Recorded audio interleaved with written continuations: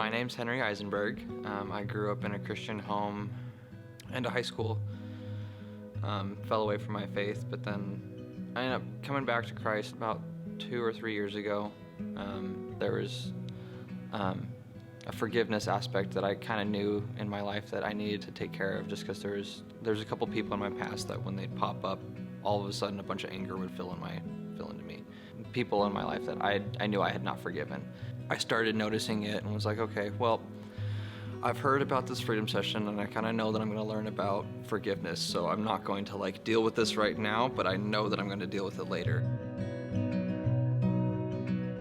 And I didn't have any confidence in myself or really in my faith at all, but once I got into freedom session, it actually helped a lot with digging down, figuring out where my faith was at, and we go through forgiveness and then we learn more about making amends with people and going and asking for forgiveness. When I was younger, I didn't realize it as much, but I was very manipulative, and so I had hurt my brother and sister a lot.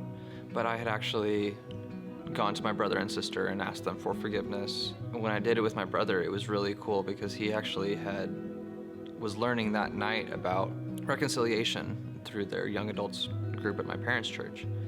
And so he was starting to feel like, oh, he kind of wanted to reconcile with me. And so when I stepped out and talked to him first, he was like, oh, yep, God's working right this here, so we need to figure this out. And it was a really cool conversation, and we're really starting to build a relationship there. That's really what I believe Christ is trying to tell us is you don't have to wait, but just forgive them right away. Even if they have hurt you, forgive them, because Christ would forgive us.